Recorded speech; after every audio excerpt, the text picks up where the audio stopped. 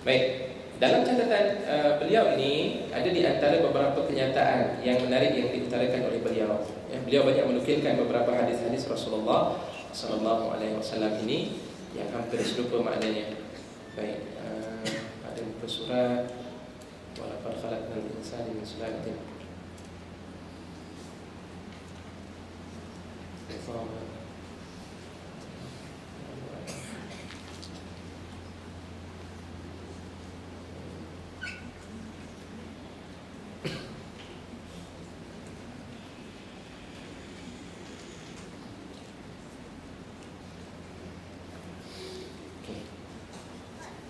Kita ambil sedikitlah perbincangan yang beliau nyatakan ya.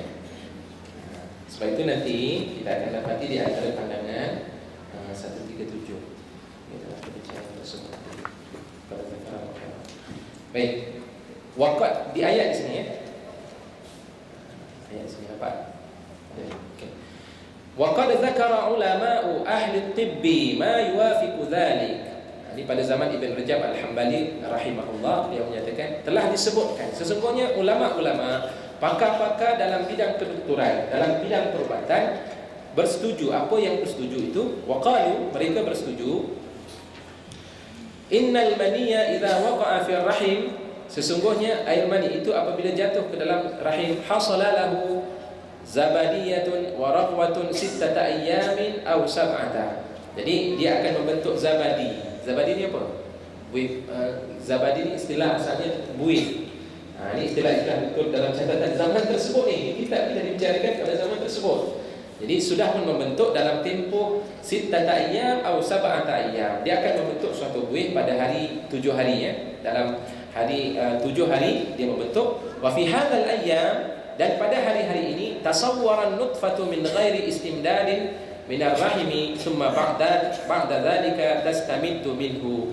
Jadi pada hari-hari tersebut nutfah ataupun air mani itu mula membentuk tanpa ia memerlukan bantuan daripada rahim. Maknanya ketika itu belum lagi masuk kepada rahim dalam bentuk tersebut, dan kemudian dia berterusan tastamiddu minhu wa ibtida' al-khutut wan nuqat ba'da hadha bi thalathati ayyam. Cerita-cerita beliau lah dalam kitab tersebut. Sesudah daripada itu 3 hari berikutnya ia membentuk garisan dan juga titik-titik pada air mani tersebut. Waqad taqaddama yawman wa yata'akhkharu yawman. Kadang-kadang ia mendahului dan kadang-kadang terlewat. Dan sesudah daripada itu sittata ayyam thumma ba'da, sesudah daripada 6 hari, iaitulah wahwal khamis asyar min waqtil uluk. Jadi bermula selepas daripada itu 15 hari berikutnya terbentuklah pula alat, artinya darah yang tergantung pada rahim, yang fuzu ila jami' fayasiru alaqah, dan akhirnya dia terbentuk menjadi alaqah. Ini cerita-cerita daripada beliau. Saya nak sebutkan tadi berkaitan dengan isqat, berkaitan dengan keguguran di bawah. Yang penting tadi 40 hari lah ceritanya, itu 40 hari. Saya nak cerita di bawah. Walam yujad fil isqati zikrun tamma qabla 30 yawman wala unsa qabla 40 yawman. فهذا يوافق ما دل عليه حديث حذيفة بن أسيد في تخليق في 40 الثانية ومصيره لحما فيها أيضا. Baik. Tidak terdapat fil isqat, pada keguguran itu sebutan, yang mana tak ada hadis yang menyatakan tentang masalah keguguran tersebut. Zikrun, sebutannya tamma, yang sempurna sebelum daripada 30 hari. Maknanya kalau keguguran itu berlaku sesudah daripada 30 hari. Sebelum daripada itu dikatakan tidak ada disebut berlakunya. Wala unsa, zikrun itu kepada lelaki yang berlakunya sebelum 30 hari. Wala unsa, dan begitu juga kalau keguguran itu sebelum daripada 40 hari. Ini bertepatan dengan apa yang disebut dalam hadis Huzaifah ibn Usaid dalam pembentukannya dalam tempoh 40 hari yang kedua, dan akhirnya bertukar menjadi lagi. Mana tadi saya nak cari tadi berkaitan dengan hadis tersebut. Okeylah, tak apa, saya tak jumpa hadis tu. Ini hadis dia punya perbincangan agak mendetail. Saya tak nak ceritakan tentang perbincangan tersebut. Tapi yang berkaitan tentang masalah anak tadi, menurut catatan daripada Imam Ahmad, saya tak sempat. Menurut catatan, insya-Allah nanti dalam perbincangan akan datang saya akan ambil dari perbincangan. Catatan daripada Imam Ahmad kata, kalau sekiranya sampai tempoh disebut sebanyak 120 hari, Dalam tempoh 120 hari tersebut, jika sekiranya berlaku keguguran terhadap anak tersebut, maka anak tersebut itu tidak perlu untuk dikapankan dan juga disembahyangkan. Dia boleh ditanam, tak ditanam di kubur pun tidak mengapa. Dia boleh ditanam di boleh ditanam di rumah, ditanam ketika itu, buat gali lubang dan kemudian tanam begitu sahaja, boleh. Kenapa? Sebab ketika itu anak tersebut belum lagi ditiupkan roh, dan dia belum lagi menjadi manusia sebelum daripada itu. Jadi oleh kerana dia belum lagi jadi manusia, yang perlu kita hormati kalau sebenarnya dia adalah merupakan manusia. Tapi oleh kerana pada waktu dan hari tersebut itu dia belum terbentuk sebagai manusia, maka ketika tersebut anak tadi itu boleh tidak perlu untuk disolatkan dan juga untuk dikapankan, tak perlu tamat. Yang penting nak basuh silakan kita bersihkan dan kemudian terus tanam. Itu persoalan kenyataan. Apatah lagi yang berkait dengan Ustaz, tak perlu talqin ke kanak-kanak ni. Tak talqin pun tidak mengapa, tidak ada masalah. Dan kita kena ingat ya, isu talqin sebenarnya dalam bab isu talqin, siapa pun yang meninggal itu dewasa dan yang meninggal itu kecil, isu talqin ini tujuannya bukan kita nak mengajar kepada si mati, tapi kita nak memberikan tazkirah kepada orang-orang yang hadir. Peringatan tersebut diberikan kepada orang-orang yang hadir. Itu berkaitan dengan kematian. Baik. Cuma persoalan tadilah yang menjadi perbincangan dan perbahasan. Ada para ulama kata dalam tempoh 40 hari itu lebih kurang dalam tempoh 4 bulan. Maknanya 4 bulan yang pertama. 124 bulan kan? Betul, 34 bulan dalam tempoh 4 bulan. Cuma pendapat dalam mazhab Syafi'i yang disebut di bawah daripada 6 bulan. Ya, di bawah daripada 6 bulan yang ketika itu belum terbentuk manusia. Walaupun roh telah pun ditiupkan, tapi dalam saat ketika itu dia belum, kalau sekiranya dia lahir, tetapi lahirnya dalam keadaan tidak sempurna, yang memang kalau menurut doktor dia ni tak hidup. Jadi waktu tak hidup itu dia 6 bulan. 6 bulan ke bawah itu dia tidak perlu untuk dimandikan dan juga dikapankan dan juga disembahyangkan, sebab dia belum lagi terbentuk dalam bentuk manusia. Tapi sesudah daripada itu dia boleh untuk disembahyangkan. Walau bagaimanapun terpulang kalau katakan kita nak sembahyangkan itu pun tidak boleh, tidak ada masalah. Cuma isu tersebut tadi dibicarakan oleh para ulama. Allah. Baik. Teruskan dengan perbincangan berikutnya. Sedikit lagi perbincangan kita. Di mana tadi kita berhenti? Ditulis 4 ya. Ditulis 4 kalimat semasa dalam kandungan. Setelah kandungan tersebut hidup, kerana ditiupkan rohnya oleh malaikat, maka diperintahkan kepadanya untuk ditulis 4 kalimat mengenai rezekinya, ajalnya, amalnya, kesudahan nasib dirinya, bahagia atau celaka. Artinya waktu itu bahagian rezeki yang akan diterimanya telah ditetapkan banyak atau sedikit, dengan cara yang payah atau senang, dari jalan yang haram atau yang halal. Demikian pula panjang pendek usianya, buruk baik pekerjaannya, celaka bahagia akhir hidupnya. Dalam riwayat Ibnu Mas'ud, dalam hadis yang lain, ada diterangkan bahawa apabila air mani telah bertempat dalam rahim, maka malaikat terus mengambil dengan tapak tangannya seraya berkata, "Hai Tuhan, adakah hendak dijadikan kejadian ini atau tidak?" Apabila Tuhan menjawab tidak dijadikan, maka air mani itu dicampakkan ke dalam rahim berdarah dan tidak bernyawa. Tetapi kalau Tuhan menjawab jadikanlah, maka malaikat itu berkata lagi, adakah dia lelaki atau perempuan? Berbahagiakah orangnya atau celaka? Bagaimana rezekinya? Berapakah lama usianya? Dan di bumi manakah tempat kematiannya? Allah. Bermakna dalam hidup kita ini telah dicorakkan oleh Allah tentang masalah rezeki kita. Sebab itu janganlah kita rasa berat, ya Allah, ini rezeki ni macam mana, saya susah, bimbang dan sebagainya tentang kehidupan kita. Jangan bimbang, kerana Allah telah menetapkan kita akan rezeki masing-masing. Apabila Allah Subhanahu wa ta'ala jadikan kepada kita kemiskinan, Allah tahu kenapa Allah jadikan kita miskin. Cumanya dalam Islam, dalam hadis nanti mungkin juga disebutkan di sini, ya, dalam muka surat 132 nanti kita akan melihat. Cumanya dalam Islam ni mengajar kepada kita yang penting kita bekerja dan berusaha. Fakullun muyassarun lima i'malu fakullun muyassarun lima khuliqa. Bekerjalah kamu, setiap daripada seorang itu dipermudahkan dengan apa yang telah Allah ciptakan kepadanya. Allah dah berikan kepada kita mudah, yang penting kita bekerja, jangan tidak bekerja dan tidak berusaha. Soal natijah dan keputusan sesudah daripada itu adalah hak milik daripada Allah Subhanahu wa ta'ala. Allah tahu. Nah, bagaimana pula Ustaz dengan soal neraka dan syurga? Tiba-tiba Allah dah letakkan neraka dan syurga kepada seseorang. Dia mungkin daripada orang yang kuat ibadah. Waliyahzubillah. Jadi ulama menyatakan, berdasar kepada hadis tersebut, ulama menyatakan kita kena minta selalu doa selalu kepada Allah dengan hadis yang ada di hadapan kita ini. Minta selalu kepada Allah agar Allah jangan matikan kita menjadi manusia yang layak masuk dalam neraka Allah Subhanahu wa taala. Kerana itu dianjurkan kepada kita banyak berdoa, minta dan berintik. Sebab dalam bab takdir ini, kata para ulama, betul, ini telah ditetapkan oleh Allah. Dan dalam bab takdir ini dia ada dua. Satu yang dinamakan sebagai, dalam perbincangan kita yang lalu, ada takdir yang dinamakan sebagai takdir mubram.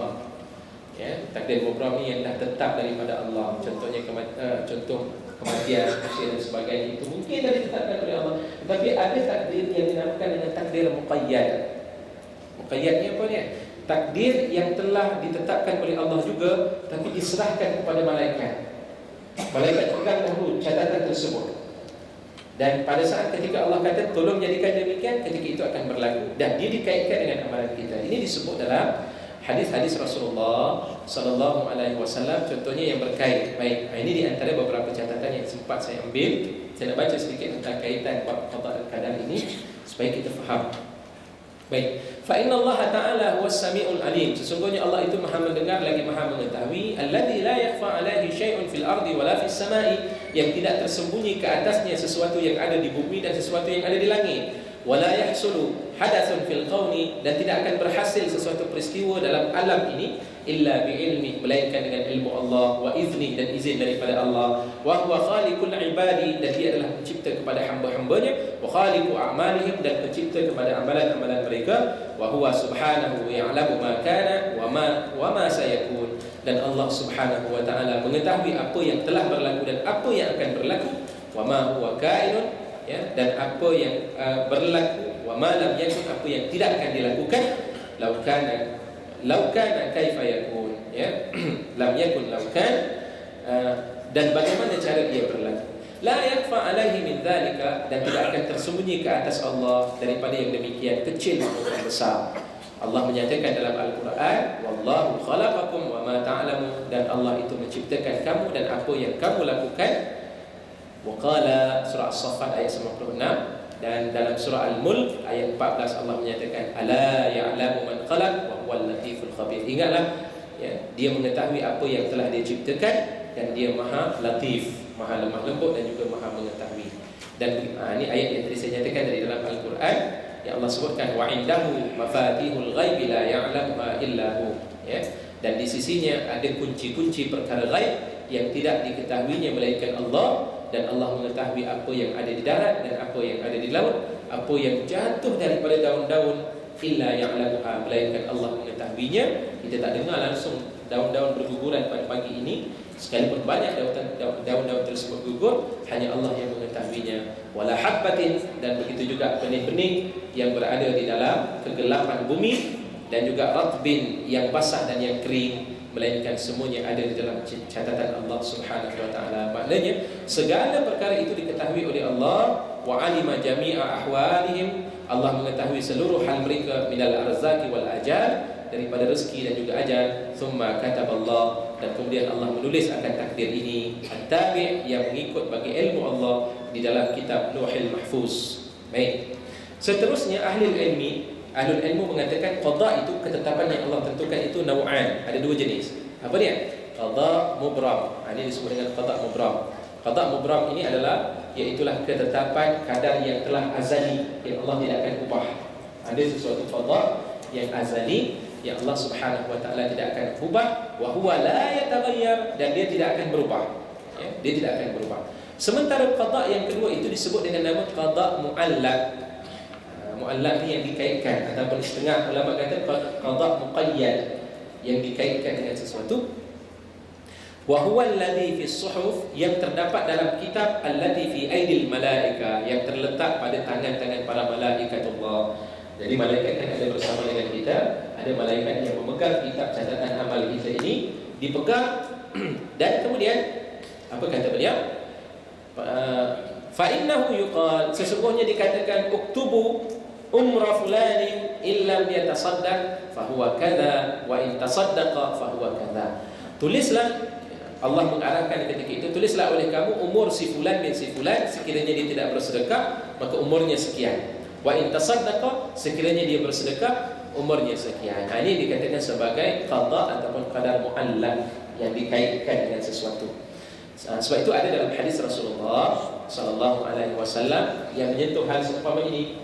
Kan antara dalam hadis Rasulullah kata, barang siapa yang nak dipanjangkan umurnya falyasil rahimah.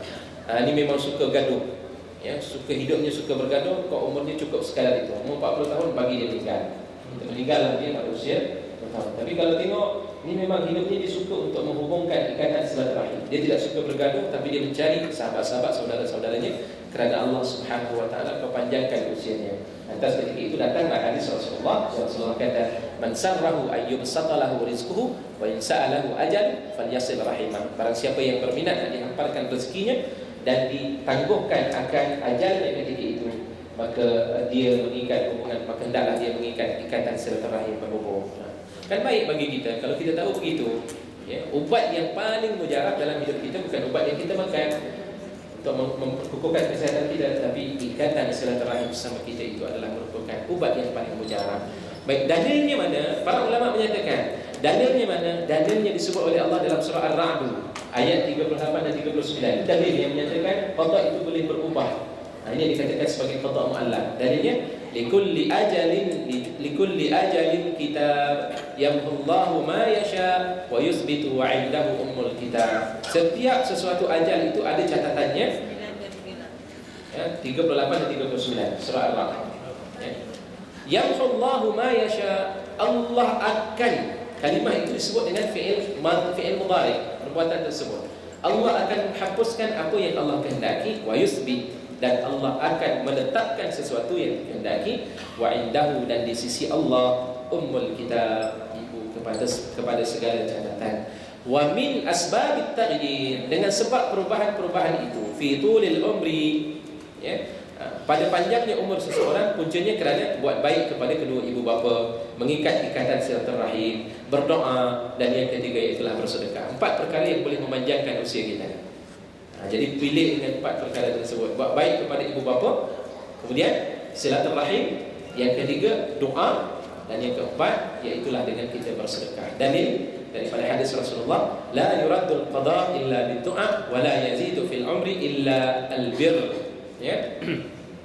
Baik, tidak akan ditolak sesuatu qada itu melainkan dengan doa, dan tidak akan bertambah umur melainkan dengan berbuat baik. Sebagai ulama kata albir ay birrul walidain, itulah berbuat baik kepada kedua ibu bapa. Dalam hadis yang sahih, Nabi sallallahu alaihi wasallam juga sebutkan seperti mana yang saya nyatakan tadi, man sarrahu ayyub satalahu rizquhu wa yumsa'alahu fi athari, setengah riwayat fi ajali falyasil rahimah. Barang siapa yang berminat untuk dihamparkan padanya rezekinya dan dilewatkan baginya akan usianya, maka hendaklah dia menghubungkan ikatan silaturahim. Hadis riwayat daripada Imam Tirmizi, Rasulullah menyatakan, inna silatar rahimi mahabbatun fil ardi masratun fil mali mansa'atun fil ajal. Ya. Baik, sesungguhnya mengikat ikatan silaturahim itu akan mengikat ukhuwah, kasih sayang di antara penduduk bumi. Jadi kalau kita duduk bersama, kita eratkan hubungan silaturahim itu, dia akan mengeratkan ukhuwah sesama kita. Justru itu cuba kita wujudkan sifat berkasih sayang, ya, mahabbah lillah, kasih sayang kerana Allah. Pertama, yang kedua, Rasulullah menyebut di hadis ini riwayat daripada Imam At-Tirmizi. Yang kedua, apa kelebihan orang yang mengikat silaturahim itu? Masratun fil mal, dia akan menambahkan lagi harta-harta kita. Kita kata kita nak kaya, tapi nak kaya bab hasad dengki itu nombor 1. Itu yang saya cerita dahulu. Mungkin kedai umat Islam ni bila berdekatan dia tak boleh.